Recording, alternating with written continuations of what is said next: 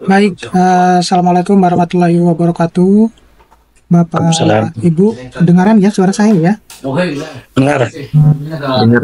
Eh, Terima kasih atas kunjungannya, sudah meluangkan waktu untuk me- apa ya, untuk memperhatikan webinar malam ini yang hostnya itu dari Depublish, salah satu penerbit ternama di Indonesia. Saya turut mengapresiasi kinerja dari Depublish. Selamat ulang tahun buat acaranya besok, semoga sukses.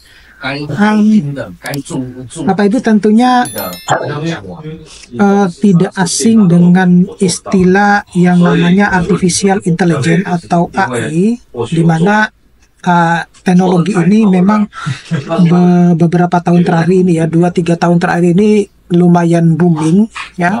Meskipun sebenarnya kalau kita tarik ke belakang terkait dengan artificial intelligence itu sebenarnya sudah lama, hanya saja mengalami proses updating ya, terkait dengan yang diiming-iming itu bisa nanti akan mengalahkan Google gitu. Nah, sebelum kita lanjut lebih mendalam terkait dengan pembahasan AI, di mana ini nanti yang akan saya sharing ini itu teknologi artificial intelligence ini yang mungkin bagi Bapak Ibu belum begitu menggunakannya dengan baik. Nah, ini saya akan memperkenalkan khususnya nanti untuk aktivitas kita sebagai seorang dosen yang tidak lain kita itu untuk memenuhi kegiatan Tridharma kita, terutama ya yang paling yang sering kali kita buat pelaporan setiap semester adalah BKD. Tetapi sebenarnya artificial intelligence ini ya bukan hanya untuk sebenarnya untuk BKD saja, untuk misalnya kegiatan Tridharma yang lain ataupun yang lain itu juga bisa kita gunakan. Maaf, saya punya HP mas sebentar. Nah, secara singkat,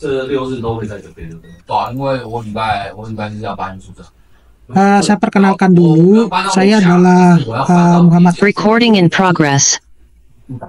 Saat ini saya sedang ongoing untuk pendidikan S3 saya di Chunyang Christian University di Thailand sejak 2022 hingga sekarang. Ya, kemudian pekerjaan saya selain sebagai seorang dosen, saya juga sebagai reviewer nasional PKM mahasiswa. Kemudian terlibat di beberapa reviewer jurnal internasional, juga di jurnal nasional. Kemudian saya juga sering aktif di dalam kegiatan proyek pemerintah seperti pembuatan dokumen lingkungan. Institusi saya ada di Universitas PGRI di Buana Surabaya, prodinya teknik lingkungan. Jadi kalau Bapak Ibu yang pernah ke kampus saya pasti tidak asing kalau misalnya mencari nama saya itu. Kemudian saya juga aktif di berbagai macam sosial media. Yang paling sering ya adalah YouTube gitu ya, YouTube sama Instagram sebenarnya. Twitter itu saya gunakan khusus untuk yang komunikasi jurnal internasional saja gitu. Jadi Bapak Ibu bisa mengunjungi YouTube saya. Saya kebetulan punya 2 YouTube. Nah, ini kemudian saya juga belum lama ini membuat link ID. Bapak Ibu juga bisa mengunjungi link ID saya ini. Kemudian untuk komunikasi bisa lewat Instagram, Facebook, ataupun email. Itu informasi singkat dari saya. Kemudian ini tentang AI. Tentunya Bapak Ibu tidak asing dengan informasi artificial intelligence ini, di mana perkembangan terkait dengan teknologi AI ini sebenarnya itu sudah membawa dampak yang signifikan terhadap bidang pendidikan kita. Nah, tugas kita itu adalah bagaimana kita mengontrol artificial intelligence ini biar nanti kita itu tidak terlalu ketergantungan terhadap teknologi artificial intelligence ini. Nah, jadi kita harus tahu ini kapan kita harus bisa menggunakan teknologi itu untuk kegiatan aktivitas kita sehari-hari, terutama di dalam bidang pendidikan gitu ya. Nah, kita sebagai seorang dosen ya tentu tidak jauh dari aktivitas Tridharma kita seperti misalnya pembelajaran, penelitian, pengabdian masyarakat. Gitu. Nanti di sini ada sekitar 30 slide, tapi mungkin saya akan percepat atau Bapak Ibu juga bisa minta request kira-kira artificial apa saja yang bisa kita gunakan untuk kegiatan-kegiatan Tridharma perguruan tinggi ini. Nah, kemudian perkembangan teknologi AI. Jadi ini adalah introduction-nya dulu ya Bapak Ibu, ya saya sampaikan biar Bapak Ibu itu mungkin hanya ini mungkin selama ini ya mendengar ya, oh ini adalah artificial intelligence gitu ya. Tetapi kita juga harus perlu tahu bahwa basic informasinya itu dari mana ya. Jadi ada saat ini kita tidak bisa pungkiri bahwa teknologi AI itu memiliki dampak yang besar, baik itu positif maupun negatif ya Bapak Ibu ya. Bapak Ibu kalau berbicara tentang AI ini juga ada dampak negatifnya. Jadi Bapak Ibu juga harus perlu hati-hati juga dalam menggunakan artificial intelligence ini. Nah, tentunya kalau dampak positif yaitu tadi kita tinggal mengontrolnya seperti apa kita akan menggunakan artificial intelligence ini. Jadi ada kalau kita berbicara tentang kemajuan teknologi AI, ya tentunya kecepatan perkembangan teknologi itu kita tidak bisa memberhentikan gitu ya. Karena perkembangannya terus-menerus berkembang gitu. Nah, kemudian, apa sih sebenarnya dampak AI ini terhadap pendidikan? Nah, tentu dia memiliki potensi untuk meningkatkan aksesibilitas ya pendidikan. Termasuk di dalamnya adalah memfasilitasi proses pembelajaran secara personal, kemudian juga bisa meningkatkan efisiensi proses pengajaran. Nah, di samping itu, ini dapat mengefektifkan kita dalam proses kita bekerja. Jadi kalau misalnya kita selama ini bekerja membutuhkan waktu yang cukup lama, dengan bantuan AI itu lebih cepat Bapak Ibu. Nah, itu yang harus saya perkenalkan ke Bapak Ibu terkait dengan artificial intelligence ini. Nah, AI sebagai penggerak inovasi ya. Jadi ini kita akan memanfaatkan teknologi AI ini sebagai di bidang-bidang tertentu, misalnya bidang penelitian, pengajaran maupun pengabdian kepada masyarakat. Nah, ini yang harus kita gunakan, ya harus kita manfaatkan bahwa AI itu kalau digunakan untuk penelitian itu seperti apa misalnya? Ya, contohnya adalah kita misalnya menggunakan AI untuk analisis data ya, mulai dari analisis data yang lebih kompleks sehingga dia bisa menghasilkan analisis yang lebih komprehensif. Kemudian juga bisa digunakan sebagai alat bantu untuk menulis ya. Jadi mungkin kalau selama ini Bapak Ibu kesulitan untuk menulis, kesulitan untuk mencari ide-ide yang pas untuk misalnya membuat buku, kemudian membuat artikel ilmiah. Nah, dengan bantuan AI ini sebenarnya bisa dipermudah gitu. Nah, kemudian untuk pengajaran. Nah, kalau pengajaran itu sangat mudah Bapak Ibu ya, kita tinggal punya bukunya yang versi e-book misalnya, atau kita mengambil dari jurnal-jurnal, kemudian kita masukin ke AI, kemudian kita prompting. Nah, itu sudah bisa langsung keluar apa yang seperti yang kita inginkan gitu. Nah, berbicara terkait dengan pengabdian masyarakat, nah ini juga bisa menjadi solusi bahwa di negara-negara maju itu perkembangan artificial intelligence untuk pengabdian masyarakat itu sudah sangat banyak gitu ya. Nanti contohnya akan saya berikan di slide-slide berikutnya. Nah, ini dampak positifnya. Jadi ada penelitian yang mutakhir ya. Misalnya kita ingin meningkatkan kualitas dan kuantitas riset itu sendiri.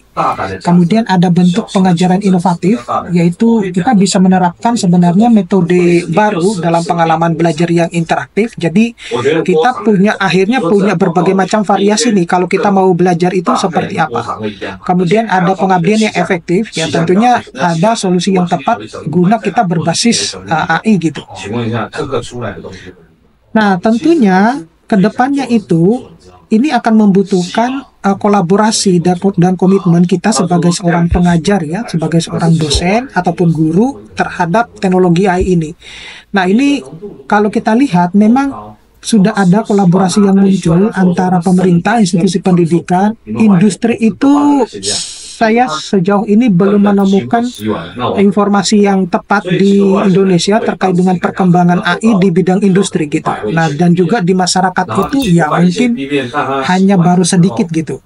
Nah, kalau berbicara tentang kolaborasi dan komitmen pemerintah, sebenarnya Kemendikbud ya, Kementerian Pendidikan Kementerian Pendidikan Tinggi Sains dan Teknologi itu sudah mengeluarkan buku panduan terkait dengan penggunaan AI gitu. Nah, tetapi anehnya banyak siwiluran informasi yang menyatakan bahwa artificial intelligence yang mereka buat atau yang mereka edarkan itu kadang tidak bisa diterima oleh sebagian besar dosen-dosen gitu. Nah, ini yang saya herankan, kenapa kok dosen-dosen bisa berpikiran bahwa saya belum bisa nih menggunakan artificial intelligence. Nah, yang paling rame beritanya kemarin itu yang tidak saya angkat di YouTube saya itu adalah banyak dosen-dosen yang melarang mahasiswanya untuk menggunakan artificial intelligence untuk kebutuhan terutama untuk skripsi. Nah, ini yang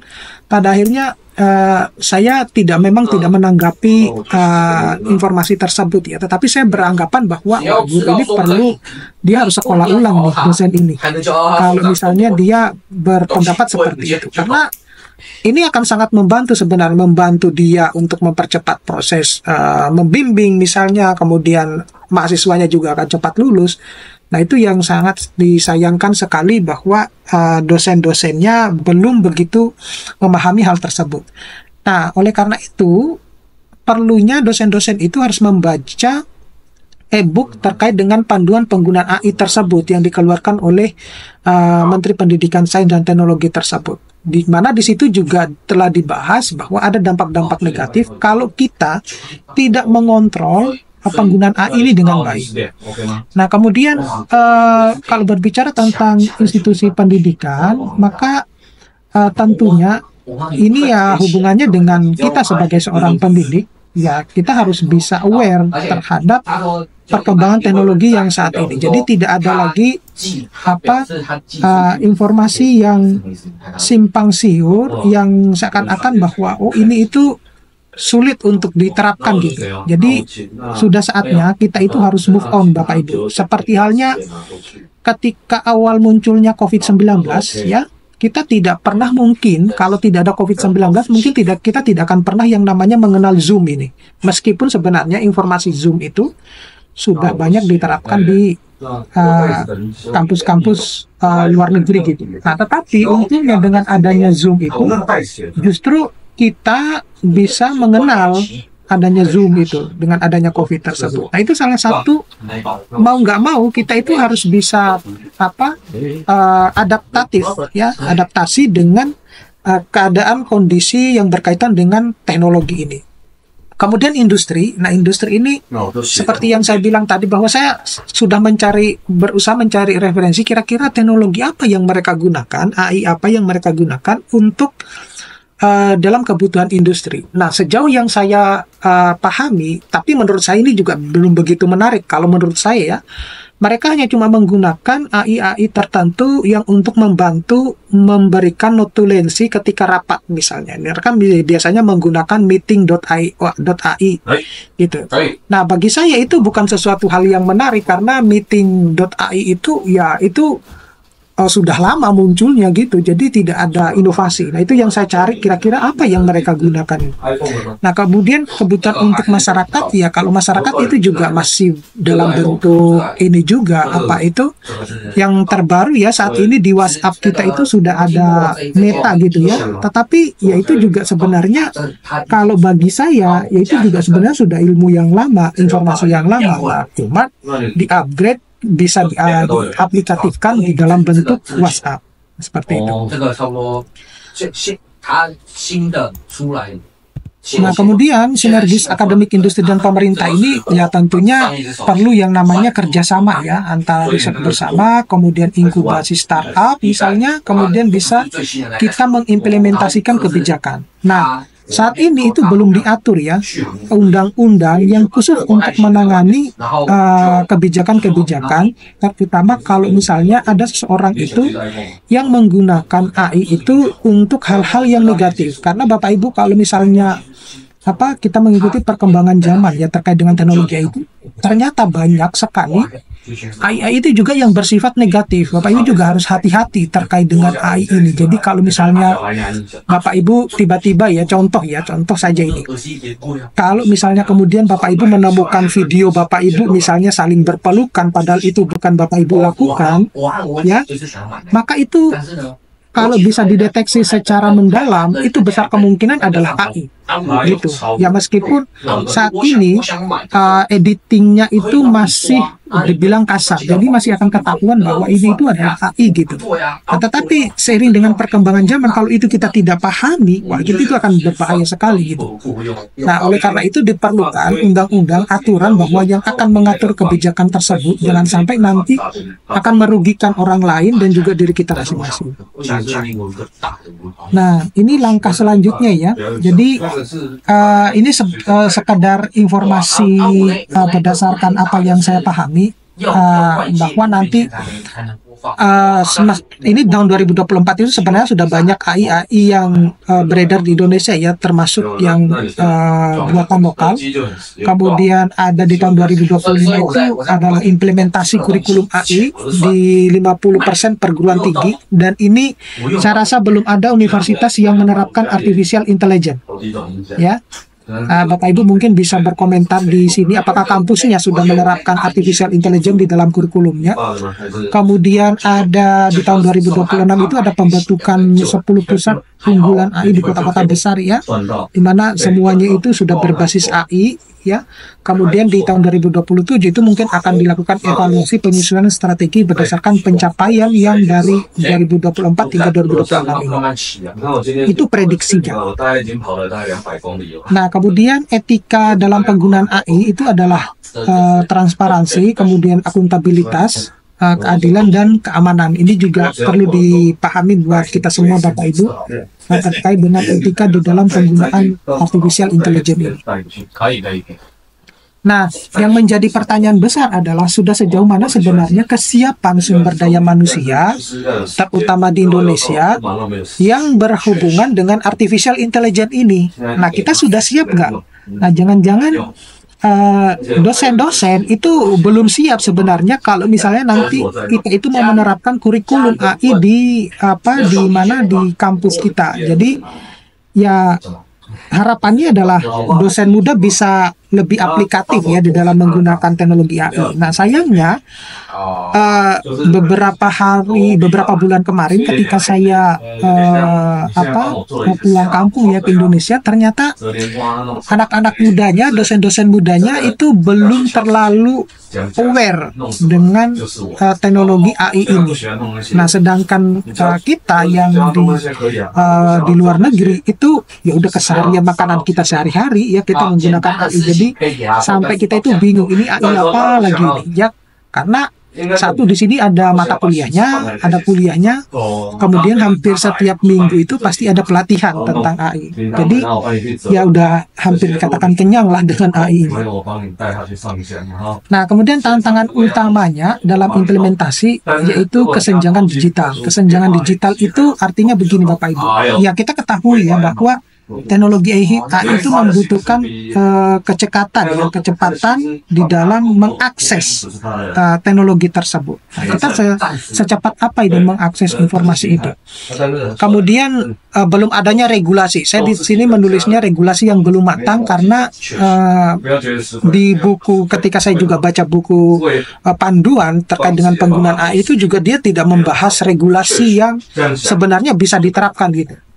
Kemudian ada retensi perubahan, artinya ya bisa kemungkinan karena perkembangan teknologi yang semakin berkembang itu bisa memunculkan bahwa kalau terjadi nanti perubahan AI ataupun teknologi yang lain, bagaimana ini dengan nasib aturan-aturan yang berlaku, apakah masih berlaku apa tidak. Kemudian kita ketergantungan terhadap teknologi asing. Ya ini tidak bisa kita pungkiri ya, karena memang IT kita di Indonesia itu kalau menurut saya ya lebih jago hacker kalau menurut saya. Tetapi kalau membuat sebuah teknologi AI itu masih bisa dikatakan jauh ya. Bahkan kalau kita kalau kalah jauh dengan India kalau terkait dengan teknologi ini. Nah, solusi dan langkah ke depannya, jadi tentunya dibutuhkan investasi ya, infrastruktur, alokasi dana, kemudian pendidikan dan pelatihan. Nah, ini saya itu sudah ditunggu sama teman-teman di Indonesia ya, terkait dengan pelatihan terkait dengan AI ini, tetapi lebih difokuskan kepada penulisan artikel. Nah itu, jadi mungkin nanti saya akan roadshow ke universitas-universitas untuk menerapkan bagaimana sih kita menggunakan AI ini. Karena ini nanti saya juga akan memperkenalkan sedikit terkait dengan AI yang biasa saya gunakan untuk mempermudah kita di dalam pekerjaan kita sehari-hari ya. Kemudian tentunya dibutuhkan kolaborasi lintas sektor ya dimanapun. Kemudian ada regulasi adaptif. Nah, efisiensi proses akademisinya ya tentunya kalau kita misalnya mendapatkan tugas ya, maka itu kalau kita mengerjakan dengan AI itu yang mungkin hanya butuh waktu berhari-hari, dengan AI ya dengan waktu yang cukup cepat sebenarnya kalau kita adaptif terhadap teknologi tersebut. Kemudian analisis data. Jadi kalau misalnya Bapak Ibu itu tidak mampu mengkomunikasikan atau menganalisis data itu seperti apa, nah dengan AI itu akan lebih mudah kita sebenarnya menganalisisnya. Kemudian bisa menggunakan atau manajemen sumber daya. Nah ini yang menjadi tantangan juga, bahwa kita itu butuh yang namanya manajemen sumber daya ini ya, terutama kalau saya melihatnya adalah terutama itu kecepatan internet dulu. Gitu ya, karena kecepatan internet ini akan mempengaruhi proses kita bekerjanya lebih cepat apa tidak. Nah, gitu ya. Kemudian mendorong inovasi berkelanjutan ya. Mendorong inovasi berkelanjutan di sini bisa analisis secara prediktif ya, di mana nanti AI ini akan membantu kita dalam mengidentifikasi tren penelitian di masa depan ya, seperti apa. Kemudian AI itu bisa memfasilitasi kerjasama antara berbagai bidang ilmu ya. Jadi kalau selama ini mungkin di Indonesia itu yang saya baca itu pokoknya kalau mereka melakukan penelitian atau apa-apa itu seharusnya linear gitu. Nah itu tidak lagi semacam itu Bapak Ibu. Ini sudah 2025, kita itu harus sudah bisa berkolaborasi dengan jurusan-jurusan yang lain gitu. Jadi kita tidak selalu monoton bahwa hanya satu bidang saja, tidak seperti itu. Kemudian juga butuh yang namanya pengembangan teknologi baru. Nah tentu ini kalau berbicara tentang pengembangan teknologi baru ya, kita harus terus update terkait dengan teknologi-teknologi saat ini. Sampai saat ini masih aman ya suara saya ya? Halo? Halo, masih alhamdulillah. Aman Pak, aman. Nah kemudian dampak AI ya terhadap tridharma pendidikan ya, tridharma perguruan tinggi. Jadi kalau di bidang pendidikan tentunya ini akan meningkatkan kualitas pengajaran dan pengalaman belajar dosen dan mahasiswa. Jadi nanti akan saya sedikit memperkenalkan ke Bapak Ibu kalau kita mau menggunakan AI untuk pengajaran itu seperti apa sih. Kemudian untuk penelitian itu seperti apa.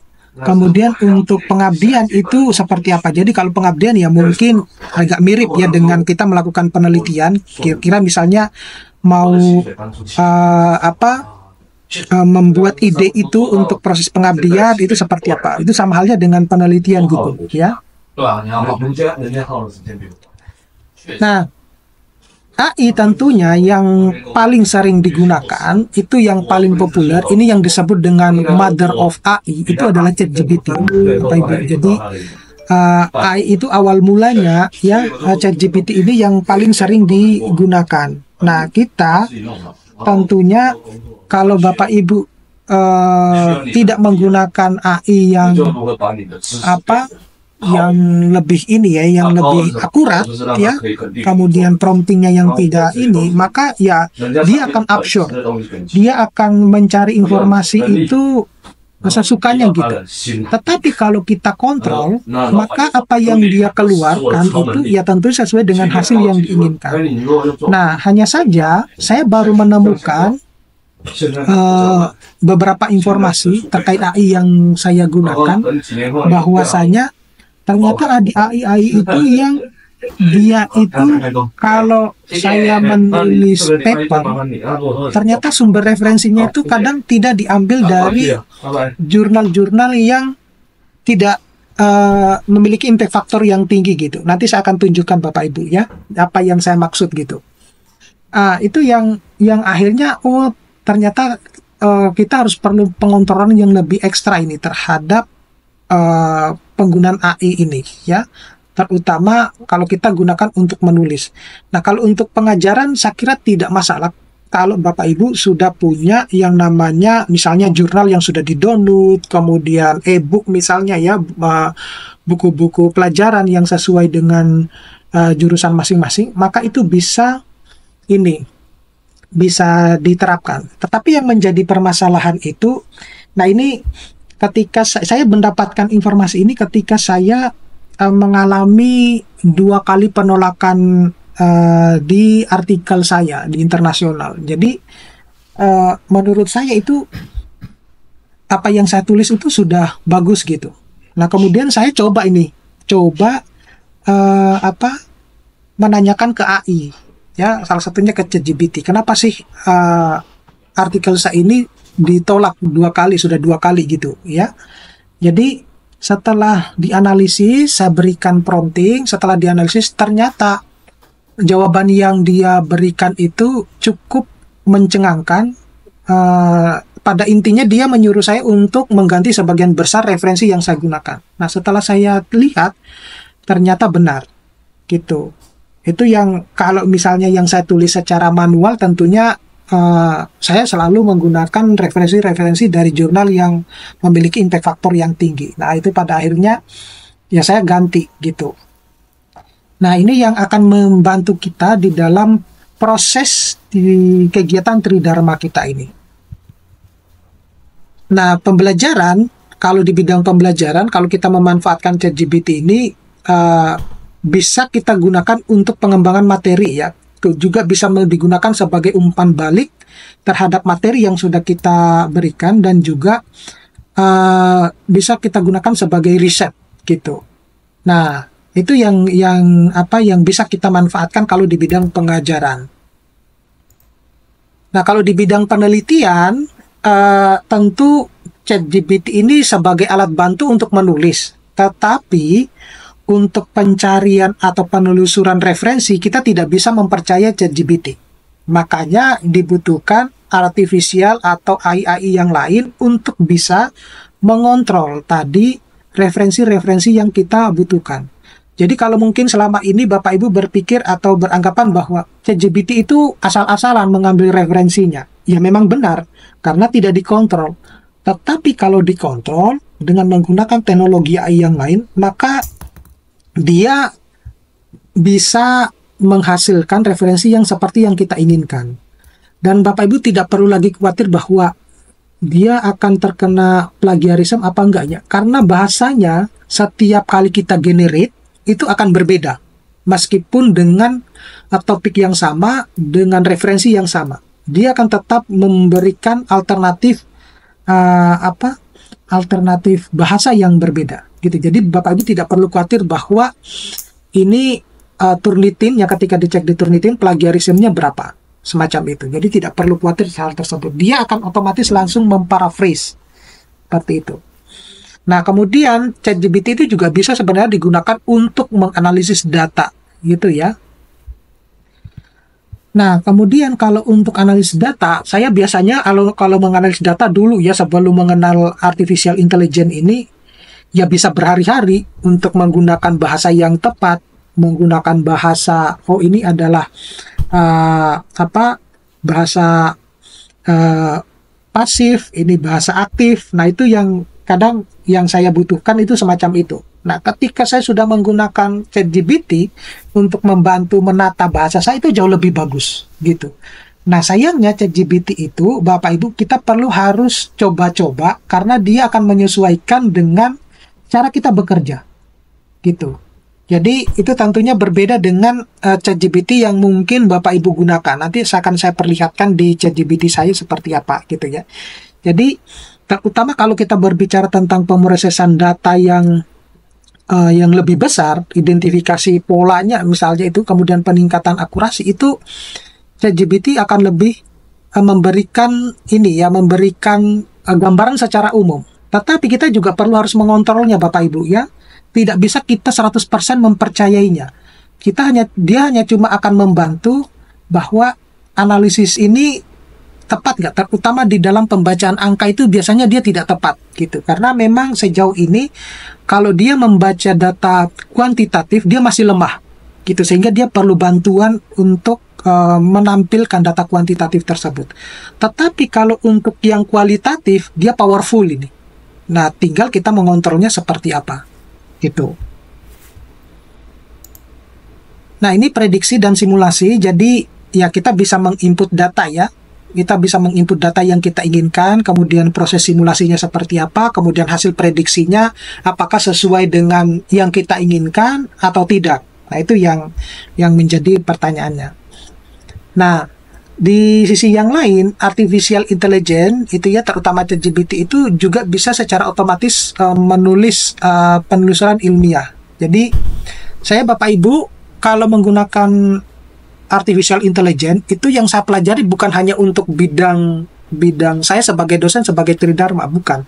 Karena saya sebagai YouTuber juga. Jadi kadang informasi itu, ketika misalnya saya dapat informasi dari berbagai sosial media dan lain-lain itu, saya coba ini berkomunikasi dengan ChatGPT, menganalisiskan seperti itu. Jadi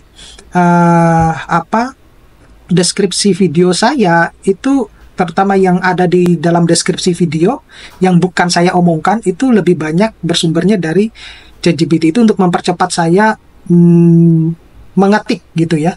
Jadi tinggal copy paste saja gitu. Nah, berbeda dengan apa yang saya sampaikan.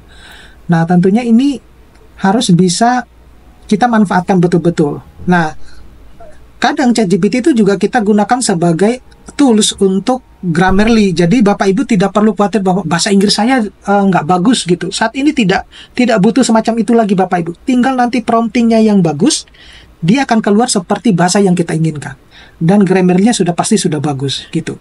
Yang menjadi permasalahan adalah Bapak Ibu mungkin tidak mengetahui bahwa prompting itu yang bagus itu seperti apa, gitu.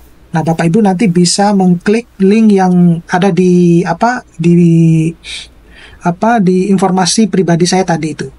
Kemudian ada manfaatnya, tentu yang saya membuat cengang awal-awal waktu munculnya yang 3.0 itu ya.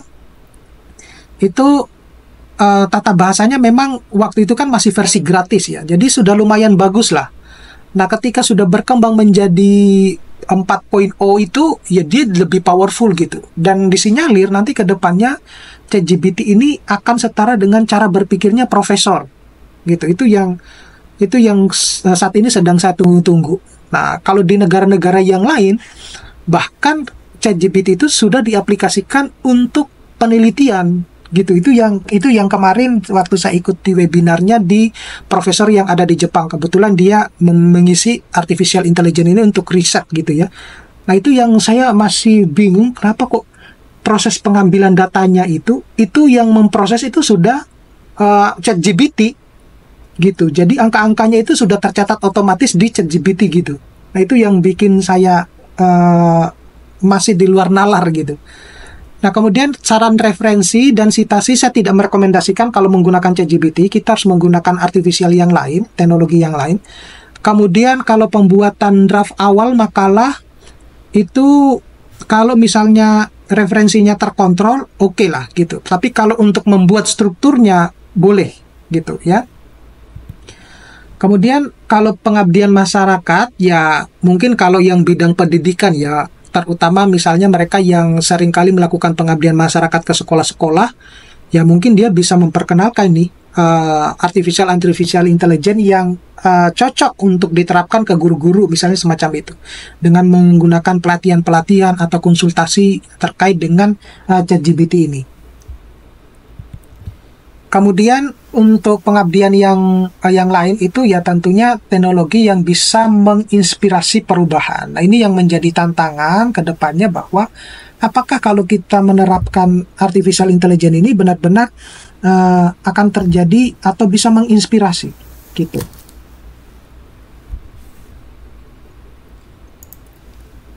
Nah, solusi berbasis AI dalam masalah sosial, ya, ini adalah sistem prediksi bencana. Ini bisa dijadikan sebagai pengabdian, bentuk pengabdian ya, atau analisis kebutuhan masyarakat. Ya, meskipun tidak begitu akurat, tapi bisa dijadikan sebagai basic informasi analisis kebutuhan masyarakat itu seperti apa, gitu ya.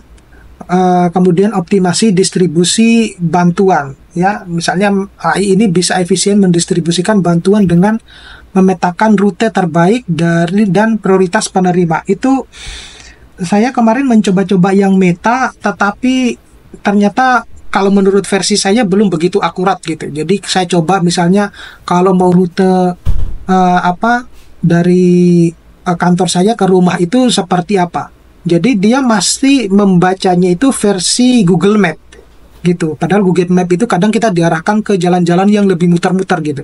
Nah, itu yang menurut saya masih belum akurat. Artinya saya belum menemukan perintah yang pas gitu untuk bisa mengeluarkan hasil yang pas. Nah, tantangan penggunaan ChatGPT di lingkungan perguruan tinggi ya tentunya adalah keakuratan data. Jadi kalau kita di perguruan tinggi ini sudah bisa menggunakan artificial intelligence, terutama untuk staff-staff ya, dalam membuat surat dan lain sebagainya, itu akan pekerjaan itu akan lebih cepat gitu. Nah, sayangnya mungkin jarang sekali ya staff itu mengikuti pelatihan yang semacamnya, atau tidak mau tahu terkait dengan artificial intelligence gitu. Nah, sedangkan kalau saya bandingkan dengan staff-staff yang ada di kampus-kampus luar negeri, ya mereka sudah sangat familiar terkait dengan artificial intelligence ini. Kemudian ada ketergantungan. Nah, ini yang harus kita kontrol ya. Jadi kalau versi saya Bapak Ibu, untuk menjaga sense menulis saya itu biar tidak hilang, saya itu ada bagian-bagian atau part-part yang saya harus tulis secara manual. Bukan berarti kalau saya tulis pakai ChatGPT itu bukan berarti tidak mampu. Saya kekhawatiran bahwa saya akan mengalami sistem ketergantungan terhadap ChatGPT yang bisa dikatakan sudah headache gitu ya. Nah, oleh karena itu ada bagian-bagian tertentu itu yang versi saya yang saya tulis harus secara manual. Nah, kalau mungkin di teman-teman dosen yang lain ya, yang sering mengikuti webinar-webinar saya di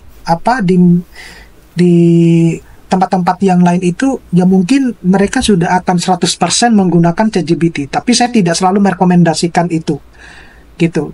Nah, saya selalu biar nanti sense menulis saya, terutama saya pribadi, itu tidak hilang gitu.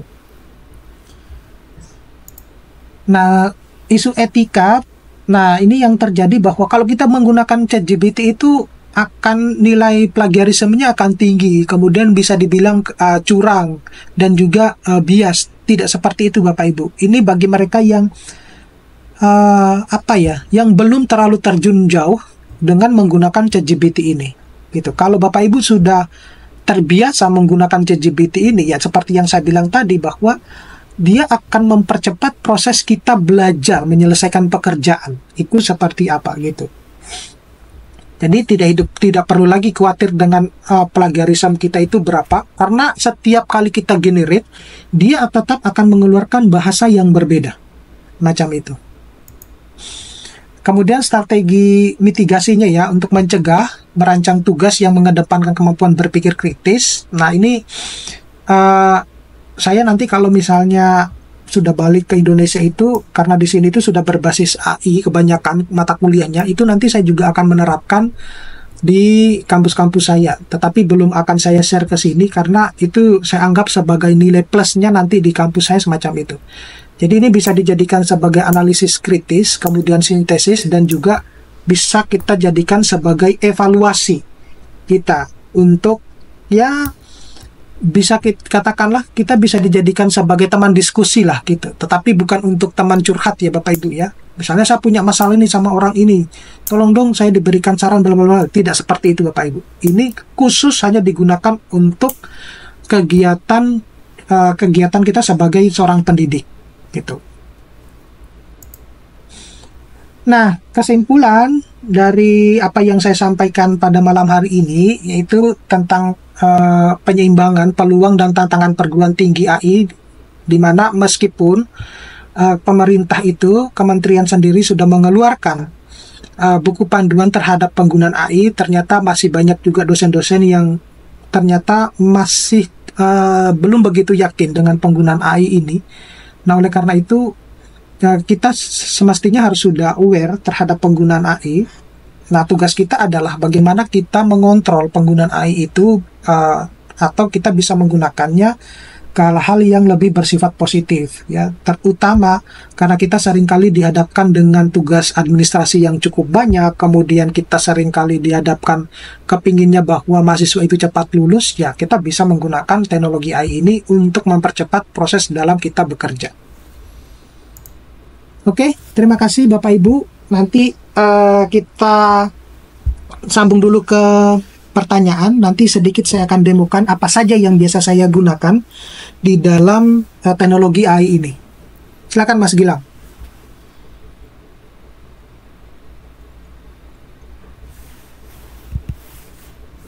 Oke, baik Bapak. Apakah suara saya terdengar jelas? Udah. Oke, baik. Nah, mungkin tidak sabar nih ya